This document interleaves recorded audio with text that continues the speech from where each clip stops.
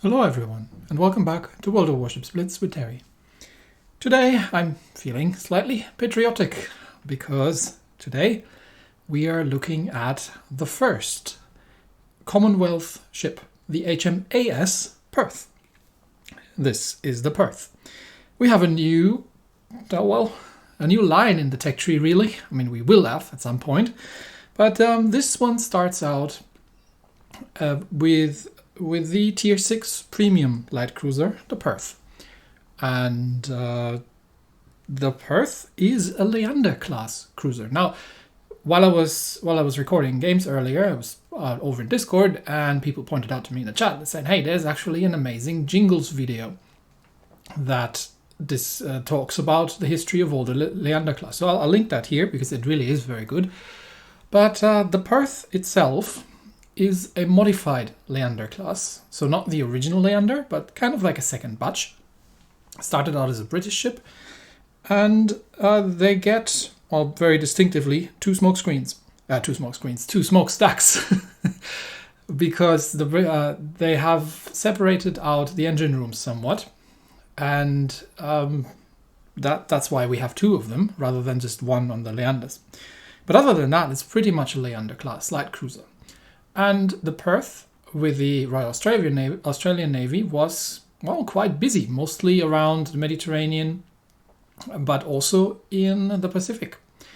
And that's when, well, a slight mishap ended her career very, very quickly, because they did run into the Japanese when they did not expect to be running into the Japanese. She was with an American heavy cruiser, and the two of them, somewhere near Java, I believe, ran into an invasion fleet, a Japanese invasion fleet.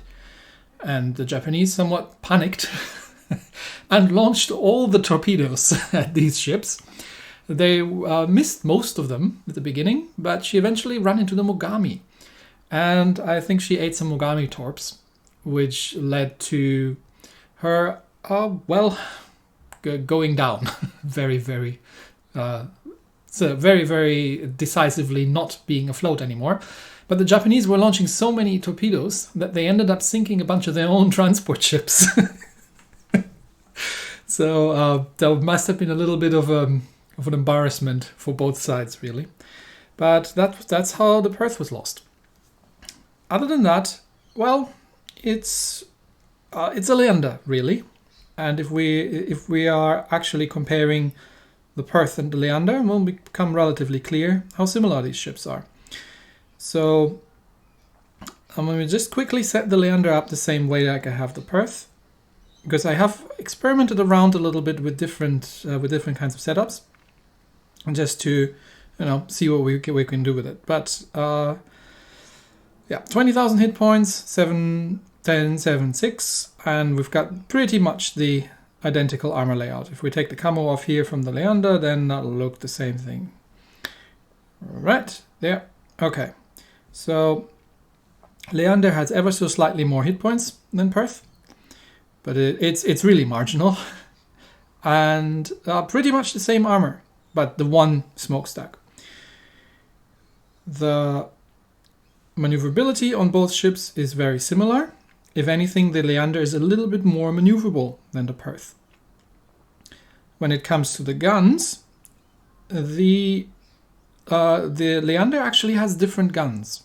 She gets the Mark 23 turrets, and the Perth gets the Mark 21 turrets. Now, I haven't looked at what the actual difference between these two is, but it's the same layout. We have 4 turrets with two twin guns each.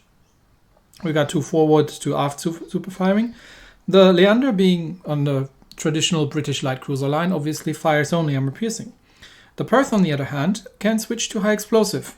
So she's like a little Belfast in that regard, but not quite as good.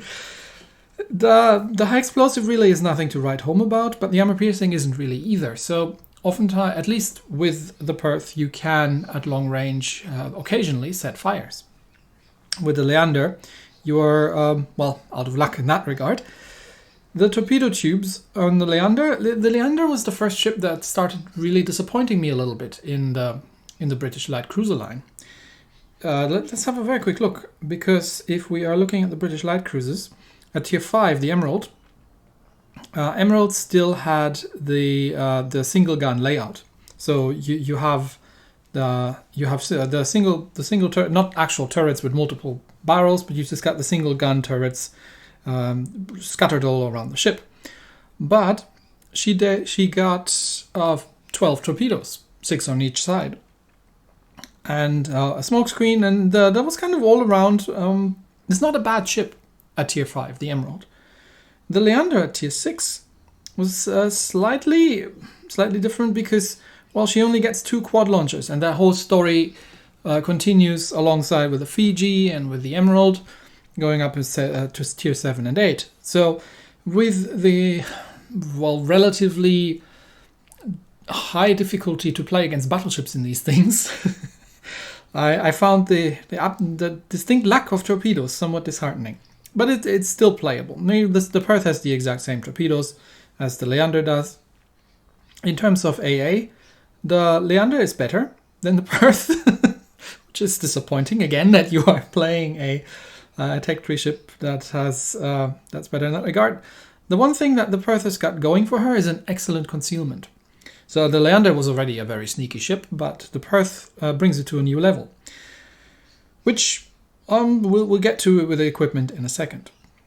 So what do we have? We have an extremely squishy Tier 6 light cruiser. She does not take well to being shot at by anything, and I mean anything. Destroyers with armor piercing can hurt the ship very badly. The Leander is kind of having the same problem, really, but yeah, this is the premium version. And one of the differences being that you can actually fire high explosive. The ship's skills, the Perth gets fuel smokes, which I have to say personally for me is a step backwards from the Leander as well. Because the fuel smokes I find, at least on extremely vulnerable cruisers, to be distinctly less useful than the actual smokes. And on top of that, she gets a sonar, whereas the Leander gets 2 actual normal smokes that you can have. Plus the Leander gets the single fire torps, which means even though you only have 4 of them, you can oftentimes make them work such that you can, well, get them all on target. Whereas with the Perth, you don't have that. You have the regular torpedoes. There's no special about them. Anyway, so Tier 6 Premium Leander. I have picked the advanced turret for better traverse speed, because the traverse speed on these 150mm turrets is absolutely dreadful, with I think 9 degrees per second on the base. So we got that up to 10.8, which allows us to use the main battery mod 2 in the first equipment slot and get our reload down to just over 7 seconds. And she is somewhat on the undergunned side with only 8 guns. And again, the guns really are not much to write home about. They are very accurate, and that's pretty nice. But you will bounce the armor piercing off destroyers on occasion. So it is actually not terrible to have the high explosive. But then again, the high explosive with 460 points of damage really isn't that grand either. There are extremely good ships at Tier 6 with high explosive, like the French ones. Whereas this thing, it's a bit like in the Dallas or in the Nuremberg. Honestly, I take the Dallas over this ship, because the Dallas at least is a little bit sturdier. This thing is extremely squishy. And again, you only have the short duration fuel smokes to disengage or to cover your turns. And even then, if somebody, pays attention, your fuel smoke isn't going to help you all that much. Well, in the second slot, I have the steering gear mod, because I actually have the concealment in the third, which is extremely unusual for light cruisers to do that. But this is similar to the Wanghae, the Pan-Asian Premium Tier 6, which is also a British light cruiser and has also an excellent concealment. So in the Wanghae as well, I think I'm sailing the same setup. So with this, we get her concealment down to just over 6 kilometers. She can she can almost outspot some destroyers at that range. So she can be a very nasty surprise for a destroyer as long as you got your flanks covered and you're not getting shot at by anything else. Right.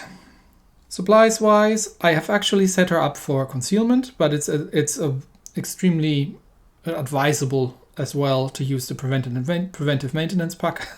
So it's either one of these if you want to go full concealment, and otherwise just the normal stuff.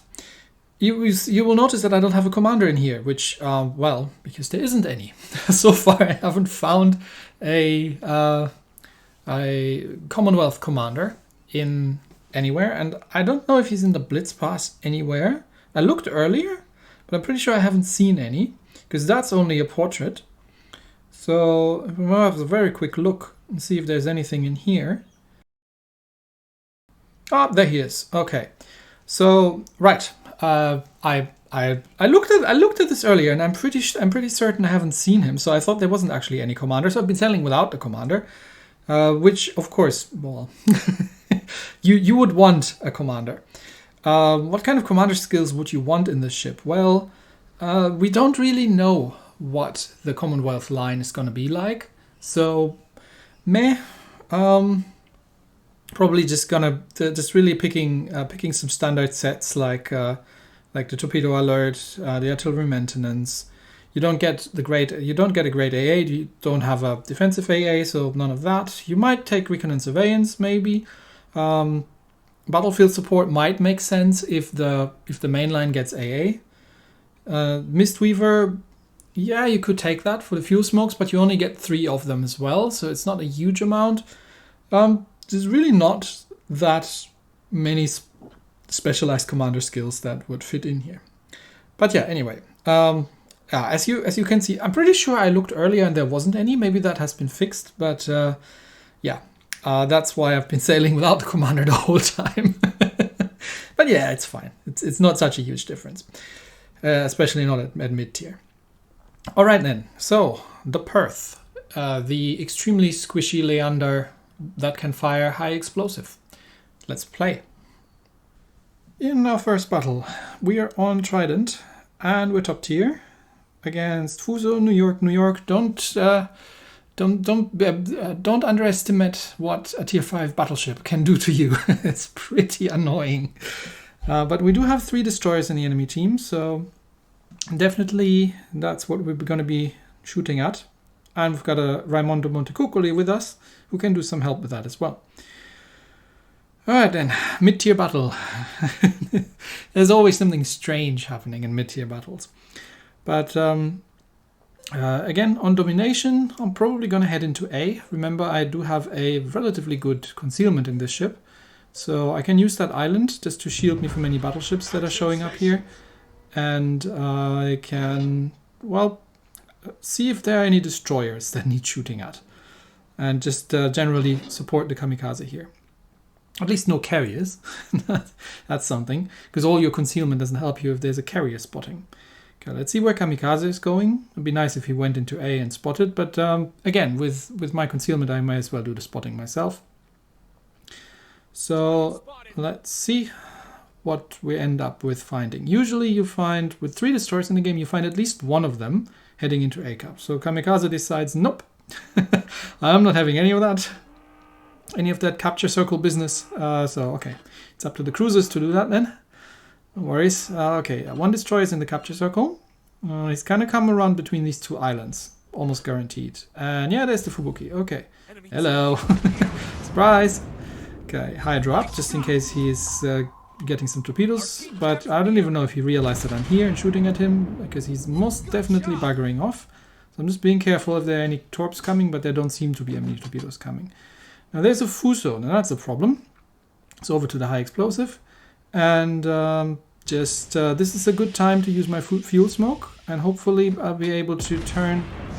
Yeah, he overshot because I was up in the smoke. So I'll drop some torpedoes in his direction, and just see if I can set him on fire.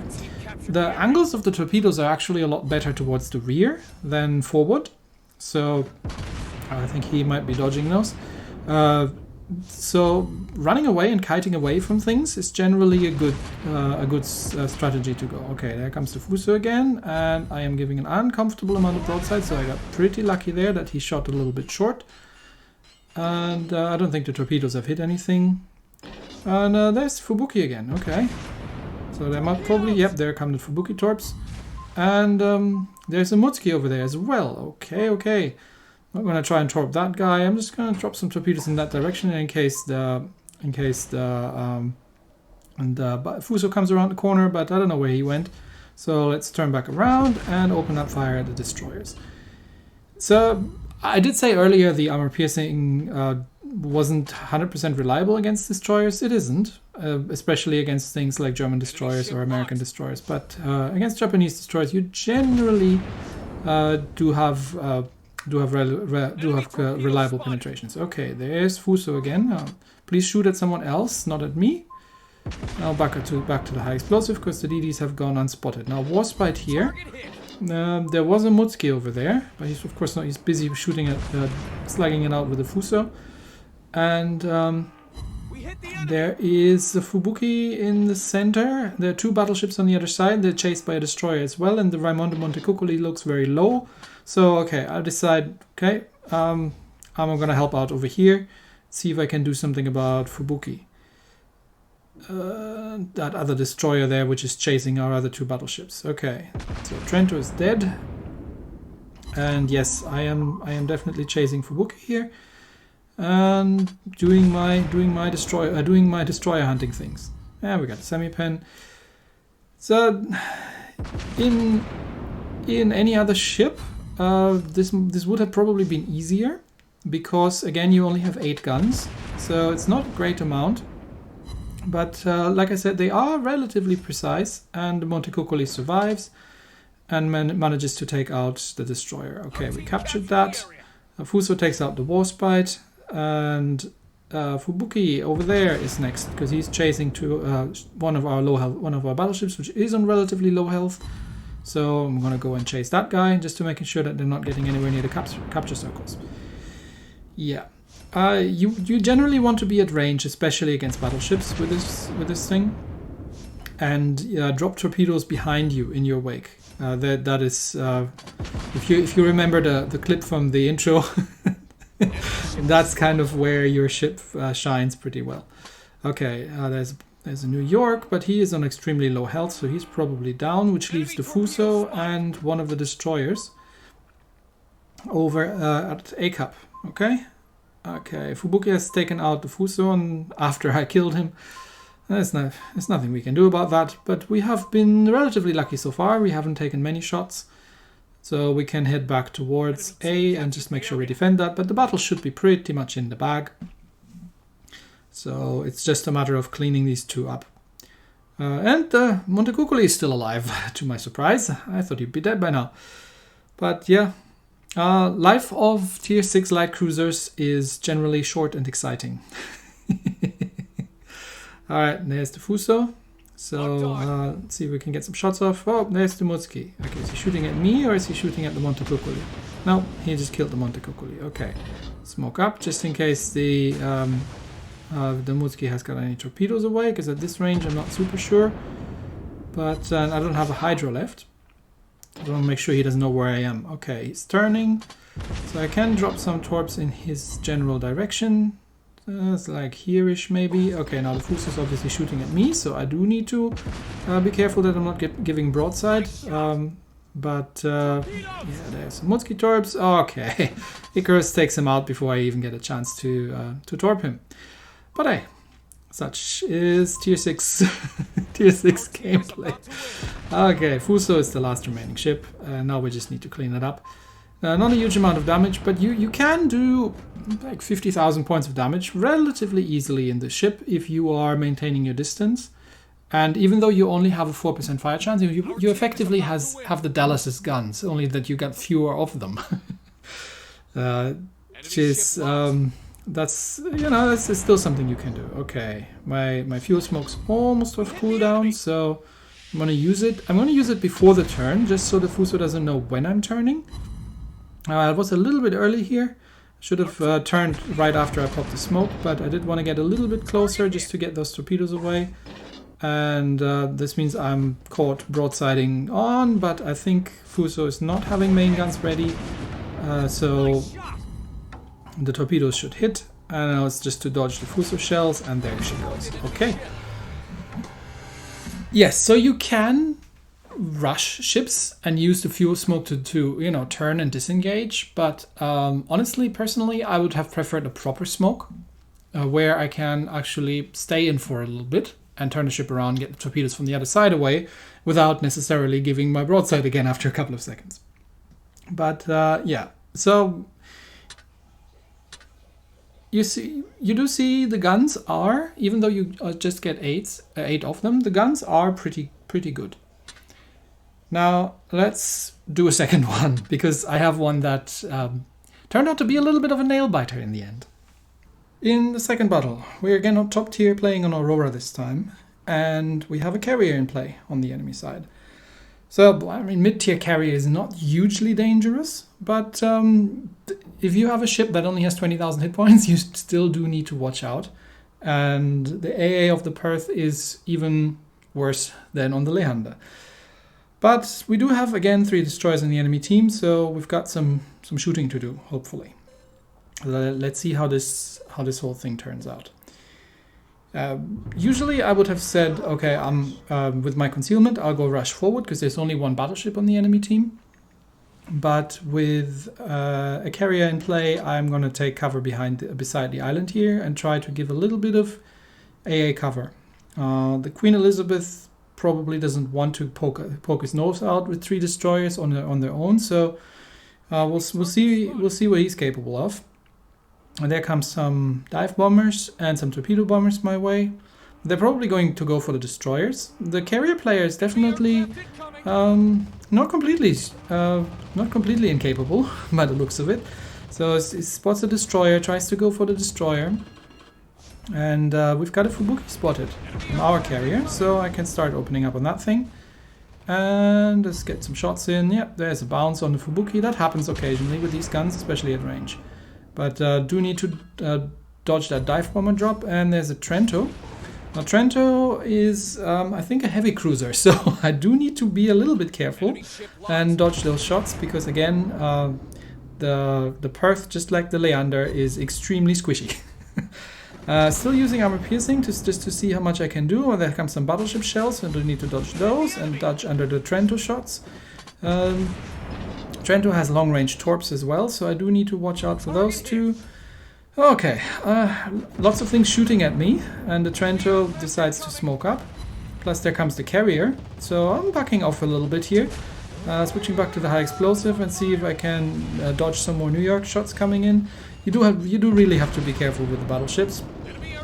But one of the advantages that you have in the Perth over the Leander is that you do have the high explosive shells, so you don't necessarily need to get too close to do damage to battleships. Okay, dodged again under the New York shots, and at this point I think the Trento has gone somewhere around the corner there. I'm not sure what our 2 destroyers are trying to do against the Trento.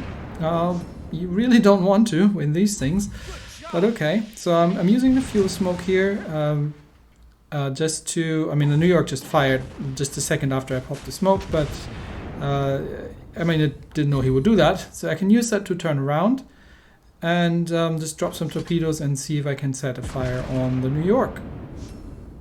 We're both teams are 1 ship down, so I'm just going to head over kind of center-ish, because there's a battleship duking it out with one of the cruisers, and I am getting dropped by the carrier, so I do need to slow down, turn in, dodge the carrier drop, and oh, surprise, Fubuki. Okay, so this is a little bit too close for comfort. This looks like the Fubu is going to rush me. Back to the armor piercing, and just drop some torpedoes on him, so he's got some dodging to do, and there comes the first shot. But nope. No, this isn't how it works, and now you're out of torpedoes. So just dropping the torpedoes on his nose forced him to dodge, and he missed his shots completely. which means I know all I have to do is gun him down. And at this range, even the not so great British armor piercing is doing a very reliable job against the Fubuki. So he's probably pretty much dead. I don't think he's going to get torpedoes up in time. He's going to try. He's trying to go undetected, but yeah, nah, no chance. Okay, we're one ship ahead. There's a cruiser on the enemy team. I think that was the Pensacola. I do not want to get into a gunfight with the Pensacola, and most definitely not in this thing. So instead, I'm helping the destroyer here go for the enemy capture circle. Now, our battleship there is fighting that Trento, and relatively certain that the battleship's going to win that fight, and hopefully the carrier can do something about the Pensacola. So we're just looking for the enemy carrier, and I am trying to give our destroyer a little bit of AA support, and hopefully pull somebody back by starting to cap their cap. Okay, where's that carrier? He's right there where the planes are starting. Must be somewhere around here. Haven't even realized that he's spotted at this point. Oh, there he is. Okay, so Zuiho. Let's see if I can get him to actually attack me and not the destroyer. But I'm not so sure about that. Just generally trying to dodge torpedo bombers. It looks like no, he's going for the destroyer. Okay. So other than that, does it look like we're still one ship ahead, and we are starting to cap, but we're not going to cap out because the Pensacola is going for our cap. So at this point, we're just chasing the Zuiho down, but I am trying to help the destroyer because the carrier is clearly focusing on the destroyer. The T-61 is in extremely low health, so I am trying to give what AA support I can give, so we're not losing the T-61 because we've just lost the König to the Trento, and the Pensacola takes out the Bogue. So this is a problem. We now need to kill the Bogue, and the T-61 dodges the torpedoes. Well done. So now we need to kill that Zuiho before he goes undetected. I don't think these torpedoes are going to hit. So at this point, back to the armor piercing, because it's just the Trento, the Pensacola, and that carrier needs to die. So we can two cruisers and cruiser destroyer. Yeah, we're 3 points ahead. Now the problem is the Pensacola is capping, and we're not. Well, I had to be here, otherwise the T-61 would have been dead. It's a miracle that thing survived on his own, really. He's on a sliver of health. So he has to survive, I have to survive, we're 3 points ahead. But if the Pensacola manages to cap us out, they're not going to win by capping, but they're going to start getting points. So I'm firing my guns just in case any of the Trento has come anywhere near here. I want him to see me and not the T-61, because the T-61 is a one-shot. So we're trying to hack back to the cap circle, but there's about 12 seconds left, 10 seconds. The Pensacola caps it out, and they managed to get, yeah, there comes the cap, and there's going to be one tick. There comes the tick, and now we're on the same amount of points. And the whole thing turns out to be a draw. With just a second to go. Pensacola forces the draw. 1 second longer and they would have actually won this. So, yeah, try as hard as you might. Well played to the Pensacola. That they did manage to take the carrier down and cap us out in the end. So very well done and well deserved. But yeah, that's the Perth. A slight, I'm not sure if I would say improved. A slightly different Leander. Personally, I think for a Tier 6 premium, there are some excellent Tier 6 premiums out there that I would sail any day over this ship. I'm not super excited about her, again, because she is so similar to kind of the Leander, except for the HE, which isn't all that great, because with a 4% fire chance. There are ships out there that have a 6 or 7% fire chance on 150 mils HE, like the French ships. So if you want a really good Tier 6 light cruiser, and doesn't have to be a premium. The Galicionaire is excellent. The Nürnberg is an excellent ship. So there are a lot of very good Tier 6 light cruisers out there. The Leander / Perth, personally not a huge fan, especially that it's a fuel smoke rather than an actual smoke, which you had on the Leander. Anyway, that's it for today. Thanks everybody, and I'll see you next time. Bye.